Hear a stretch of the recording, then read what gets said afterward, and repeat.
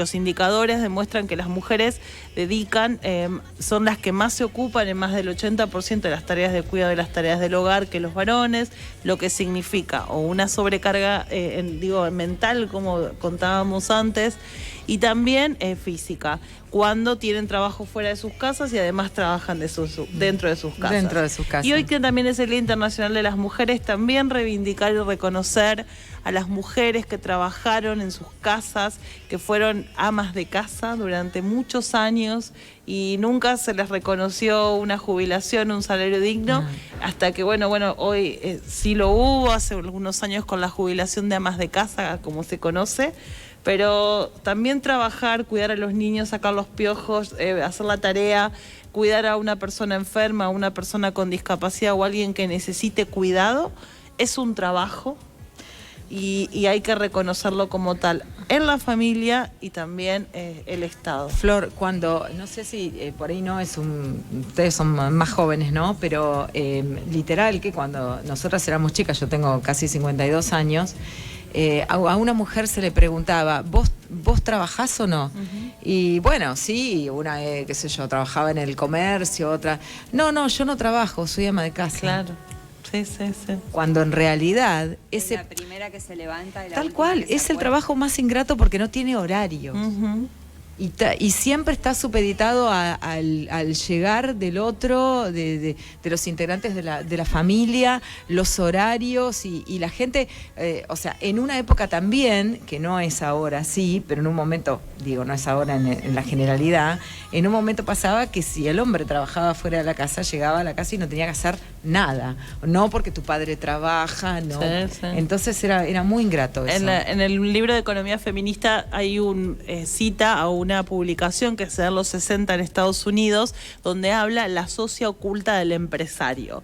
Porque para que ese empresario salga todas las mañanas a trabajar, a tener la ropa, tenía que tener la ropa lavada, tenía que estar bien comido, desayunado, saber que tenía una cama limpia donde acostarse, saber que tenía la comida preparada y saber que alguien se ocupaba de todo de la crianza de los hijos e hijas. Y esa era la socia oculta, la que es la esposa que quedaba dentro de sus casas, que también hacía que esa persona, ese varón, pueda hacer todo ese trabajo. Tal cual, es así.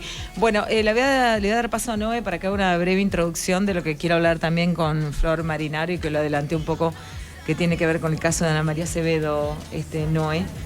Bueno, un poco también en la línea de esas pequeñas editoriales que hicieron ustedes, yo me estaba acordando que una vez en épocas de la universidad, conversando con un compañero varón, me dice, no con mala intención, pero sí como no terminando de entender la cuestión, que para qué necesitábamos el 25 de noviembre, que no es el 8 de marzo, pero bueno, también es una fecha muy, muy importante para el movimiento feminista, es el día de la eliminación de la violencia contra la mujer. Y a mí me salió empezar a preguntarle ¿cuándo había sido la primera vez que a él un extraño le había tocado su cuerpo en la calle. Me dijo que nunca le había pasado. Yo le dije, yo tenía 10 años, espero que mi madre no esté viendo esto porque se va a morir de un infarto, porque nunca lo supo, nunca me animé a contarlo en mi casa. ¿Cuándo fue la primera vez que te negaron un derecho por tu género? Y me dijo que no se acordaba, que no podía pensar en un hecho puntual. Yo le dije, yo tenía 12, porque yo tenía, después podemos hablar del tema de si méritos sí o méritos no, pero en ese momento era así, yo tenía la mejor calificación y calificaba para ser abanderada. Una compañera mía era el de 7º grado, era la primera escolta, y un compañero varón era el segundo escolta, eso por las calificaciones. La directora de la escuela decidió que era más lindo que el varón lleve la bandera y que las dos mujeres lo escoltemos, porque era más lindo. O sea, 12 años teníamos y nuestros méritos, digamos, bueno, más allá de yo darme un escándalo y no quise ser escolta, qué sé yo, pero bueno.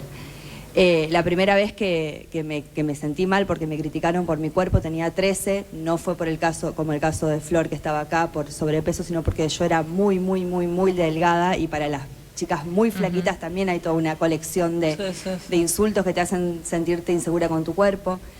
Le pregunté cuál había sido la primera vez que un jefe lo había acosado en el trabajo, y no había sabido reaccionar porque era aún chico de edad y necesitaba ese trabajo y me dijo que nunca le había pasado. Yo le dije que yo tenía 20 y así seguimos hablando como media hora de cosas que nos habían pasado a mí y a mis compañeras, pero estos 4 hechos en particular, no fue trabajando en los medios de comunicación, lo del acoso, digo, por las dudas, fue una época que yo trabajaba en gastronomía. Y bueno, y ahí después de esa charla, como que él empezó a entender por qué las mujeres necesitamos o tenemos o no son tan importantes este tipo de fechas donde ponemos todos estos temas sobre la mesa. Porque todas estas experiencias los hombres, los varones no las viven a lo largo de sus adolescencias y de sus vidas en general. Entonces, bueno, ni hablar que lo que va a contar ahora sobre Ana María Acevedo, Flor, va mucho más allá todavía, pero digo, esto fue como una vez que yo estaba ante un hombre que no me podía entender, que no encontrábamos un puente de comunicación y cuando en vez de, digamos, dejando como de lado todo la teorización y las palabras por ahí complicadas, sino hablar así desde lo más profundo y lo más sincero, me pudo entender y pudimos tener un puente y un principio de entendimiento. Entonces, bueno, por eso traigo esa anécdota acá y reproduzco esas preguntas. Quizás hay alguien del otro lado que, tal como mi compañero en ese momento, pueda entendernos un poco más a partir de este relato. Claro que sí. Bueno. Y el caso Ana María Acevedo se remonta en realidad, parecía el final de una historia y en realidad era el inicio de otra, que era la muerte de Ana María, que el 17 de mayo del año 2007, 20 años tenía, ¿no? Y me gustaría que lo cuente Flor Marinaro en particular, porque como yo la presentaba hoy antes de ser ministra, tiene toda una carrera como abogada, y en este caso como abogada litigante, en el caso de Ana María Acevedo, esta mujer que fue víctima ¿de qué? ¿De cuántas cosas? De fundamentalismos religiosos y de víctima de que se le negó su derecho a vivir y a decidir. Bueno, como hoy, Fabi, vos empezaste, a mí me emociona, hoy empezaste el programa muy emocionada haciendo un recuerdo muy lindo de tu mamá, de tus tías, de tus hijas. A mí Ana María Acevedo me emociona mucho porque yo siempre cuento la historia que estaba en la facultad y voy a una clase de Derechos Humanos y en la clase de Derechos Humanos llegan las abogadas del caso Ana María Acevedo. En ese momento eran Paula Condra, Lucila Pujol y Chola Mansur, Mirta Chola Mansur. Y yo escuché esas abogadas, escuché la historia de Ana María Acevedo y algo había cambiado en mí, en mi percepción, en los derechos de las mujeres. La materia de derechos humanos es una materia donde se trabaja mucho estos temas y yo creo que en esto de la empatía, la sororidad que decimos, algo Ana María había atravesado en mí. Con el tiempo me recibí de abogada, empecé a militar en el feminismo, me uní a la multisectorial de mujeres de Santa Fe, quien llevaba el caso Ana María, y en la última etapa ya del juicio de la demanda civil, lo que era la indemnización a la familia, el juicio de la provincia, participé del equipo jurídico junto con Paula Condra y con Chola Mansur, una amiga y compañera que nos dejó hace un año. Y bueno, y terminó siendo esa joven abogada participando en la última etapa y firmando con el fiscal el convenio con la familia Ana María Acevedo, con el fiscal de Estado en ese momento, el doctor Sacone.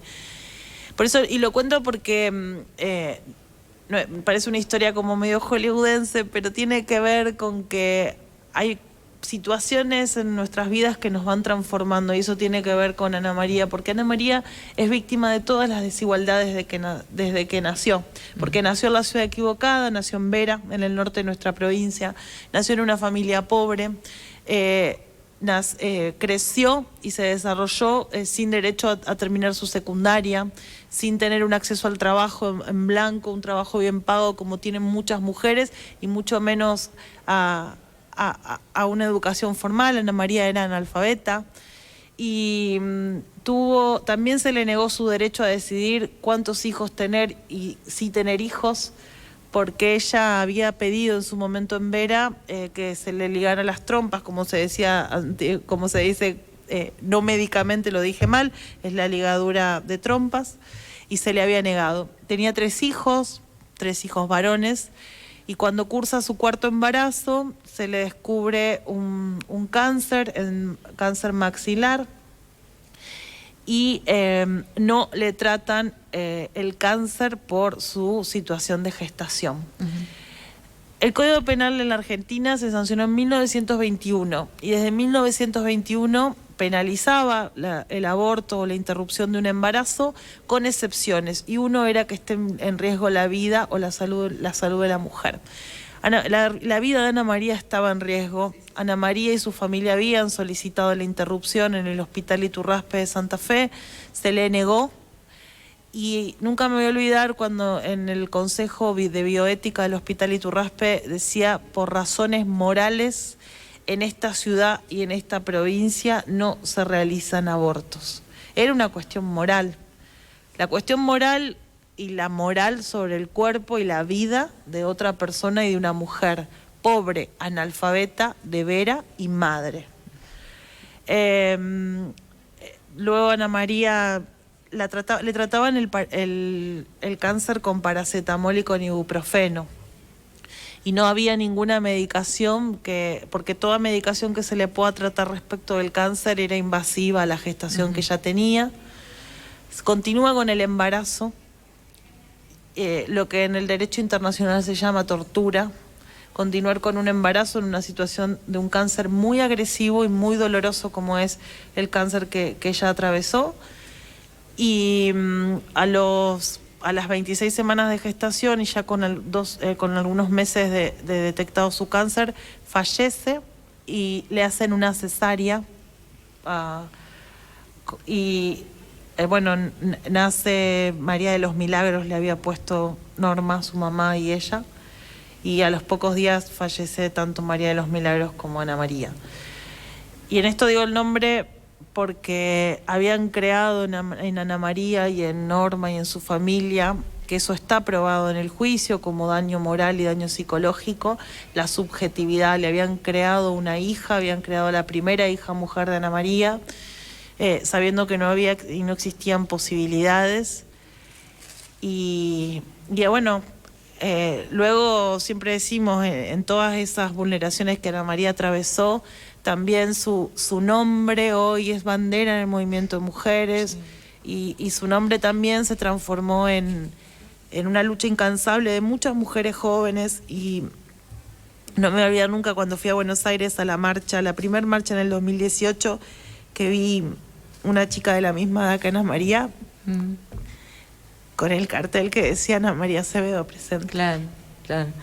Es así, es la lucha de muchas mujeres, y queríamos, el que le hicimos emocionar a Flor, nos emocionamos todos. Esto va a terminar en un mar de lágrimas.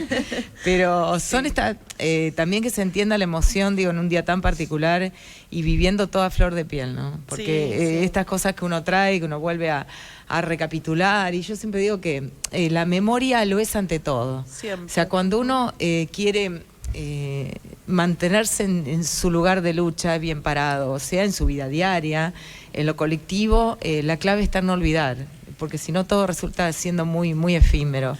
Y transformar ese dolor también en lucha, y en eso las mujeres sabemos mucho. Sí, sí.